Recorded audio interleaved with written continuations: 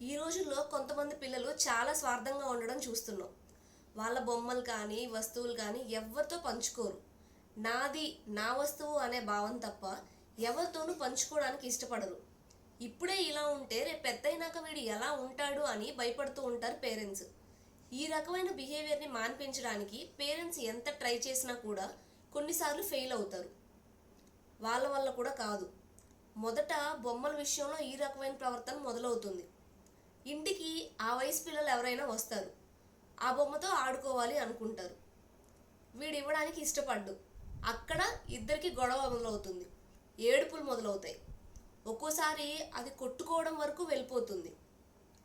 ఇద్దరు పేరెంట్స్ వచ్చి ఇద్దరిని విడదీస్తారు. ఎలాగో కాసేపట్లో వెళ్ళిపోతాడు కాబట్టి ఆ పిల్లాడి దగ్గర ఉన్న బొమ్మను తీసుకొని ఈ మొదటి పిల్లాడికి ఇచ్చేస్తుంది వాళ్ళమ్మ. బొమ్మను తీసుకొని మొదటి వాడికి ఇచ్చేసినప్పుడు వీడు మనశ్శాంతిగా ఉంటాడు. అమ్మయ్య, నా బొమ్మ నాకు వచ్చింది అని చెప్పి. పిల్లల్లో ఇది చాలా సాధారణంగా ఉండే ఒక ప్రవర్తన. ఎక్కడో 10 మంది పిల్లల్లో ఒకరిద్దరు మాత్రమే తమ వస్తువుల్ని అందరితో షేర్ చేసుకోవడానికి కానీ, ఎదుటి పిల్లలతో పంచుకొని ఆడుకోవడానికి కానీ ఇష్టపడతారు. పోనీ అలా పంచుకోకపోవడం ఏమి పెద్ద నేరమో ఘోరమో కాదు. ఇది పిల్లల్లో ఉండే సహజ ప్రవర్తన. అయితే మనం సహజం అన్నాం కదా అని పంచుకోవాల్సిన అవసరం వచ్చినప్పుడు మాత్రం పేరెంట్స్ చెప్పకుండా వదిలిపెట్టకూడదు. ఎప్పుడైనా ఏదైనా షేర్ చేసుకోవాల్సి వచ్చినప్పుడు వాళ్ళకి అర్థమయ్యేలాగా నచ్చ చెప్పాలి. వాళ్ళు అర్థం చేసుకోవడానికి కొంత టైం పడుతుంది.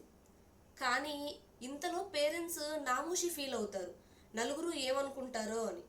సాధారణంగా ఏం జరుగుతుందంటే, ఏదో పనుల మీద మార్కెట్కో లేక మాల్స్కో వెళ్తూ ఉంటాం. అక్కడ పిల్లలు ఏదో ఒక బొమ్మను చూస్తారు, అది కావాలి అని పేచి పెడతారు.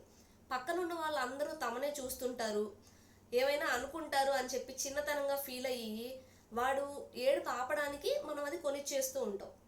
పిల్లాడికి తనకు కావాల్సిన బొమ్మ తనకు దొరకగానే వాడు హ్యాపీగా ఫీల్ అవుతాడు, ఏడుపు ఆపేస్తాడు. ఇలా పిల్లలకి 3-4 ఏళ్ళు వచ్చినప్పటి వరకు వాళ్ళ పెట్టే పేచీలన్నీ మనమే తీరుస్తూ ఉంటాం. కానీ ఇలా అలవాటు చేయకుండా పేరెంట్స్ ఆ ప్రయత్నాన్ని అడ్డుకోవాలి. వీటిని టెంపర్ టాంట్రమ్స్ అంటాం. వీటిని పిల్లలు అనేక సందర్భాల్లో అనేక రకాలుగా ప్రదర్శిస్తూ ఉంటారు. కొంత వయసు వరకు ఇవన్నీ పర్వాలేదు, కానీ 7-8 సంవత్సరాల తర్వాత కూడా ఇది ఇలాగే కొనసాగుతుంటే మాత్రం ఇది చాలా ఇబ్బంది. దీనికి ముఖ్య కారణం గారాబం చేయడం. రీసెంట్గా ఒక బాబుని చూశాను. ఒక బిహేవియర్ ఇష్యూకి సంబంధించి వాళ్ళు బాబుని తీసుకొచ్చారు. వాళ్ళ మ్యారేజ్ అయినాక ఆల్మోస్ట్ 10 ఇయర్స్కి వాళ్ళకి ఆ బాబు పుట్టాడు. చాలా ఆస్తిపరులు, ఒక్కడే పిల్లాడు. దాంతో అందరూ గారాబం చేయడం మొదలుపెట్టారు. ఇక ఏదంటే అది, ఏది అడిగితే అది ఇచ్చేయడం. ఎప్పుడో ఎక్కడో ఒక కేక్ తిన్నాడంట, మళ్ళీ ఆ కేక్ కావాలని అడిగితే వాళ్ళు వాడిని లాంగ్ డ్రైవ్కి తీసుకెళ్ళి అక్కడ అదే కేక్ తినిపించి తీసుకొచ్చే అంత గారాబం. సరే, డబ్బు ఉంది, లేక లేక పుట్టిన సంతానం. కానీ ఈ గారాబం వల్ల రేపు వాడి ఫ్యూచర్ ఏంటి? ఈరోజు కేక్ మాత్రమే అడిగాడు, కానీ పెరిగి పెద్ద అయిన తర్వాత వాడి కోరికలు, వాడి ప్రిఫరెన్సెస్ అన్నీ మారిపోతూ ఉంటాయి. పేరెంట్స్ అర్థం లేని గారాబాలు చేసి తర్వాత పిల్లలు మాట వినడం లేదు అని చెప్పి బాధపడుతూ ఉన్నారు. ఈ మధ్య కాలంలో ఒక్కరితోనే సరిపుచ్చుతున్నారు. ఒక్కడే కదా, మనకి మాత్రం ఎవరున్నారు, అంతా వీడికే కదా ఇచ్చేది అని చెప్పి ఉన్న ఒక్క పిల్లాడిని పైగా అతిగా ఖర్చు పెట్టేసి వాడికి అన్ని కంఫర్ట్స్ ఇచ్చేసి తర్వాత వాడు మన మాట వినడం లేదు అని చెప్పి బాధపడుతున్నారు. డబ్బుంటే భవిష్యత్ అవసరాల కోసం దాచుకోవాలి. వాటిని పొదుపు చేసి వాడు హ్యాండిల్ చేసే వయసు వచ్చినప్పుడు వాళ్ళకి మనం ఇచ్చేయాలి.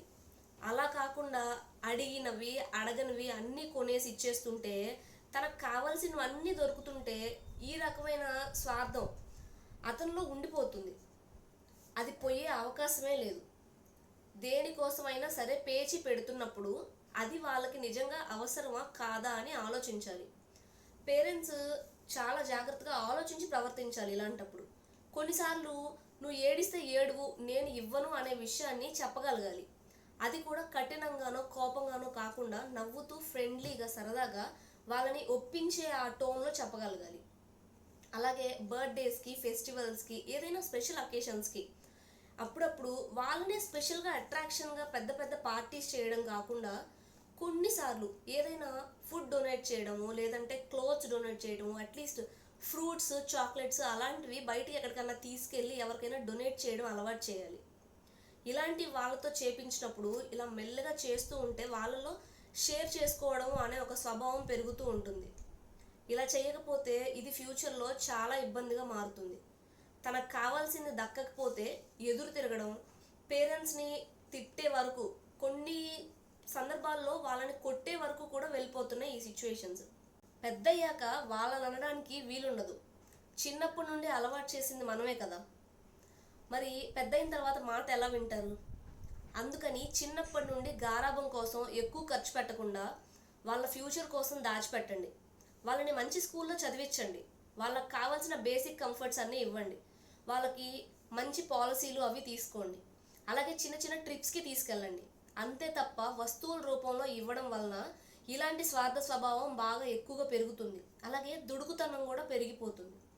పిల్లల్లో ఇలాంటి స్వార్థ భావన అనేది రాకూడదు. ఒకవేళ వచ్చినా చిన్నతనంలోనే పేరెంట్స్ అణిచివేయాలి. వాళ్ళ ఫ్యూచరు దీనిపైనే ఆధారపడి ఉంటుంది. సో పేరెంట్స్ ఆలోచించి నిర్ణయం తీసుకోండి. అలాగే ఈ వీడియో నచ్చితే లైక్ చేయండి, షేర్ చేయండి. అలాగే ఇలాంటి మరికొన్ని వీడియోస్ కోసం ఛానల్ ఇప్పుడే సబ్స్క్రైబ్ చేసుకోండి. Thank you for watching and stay connected.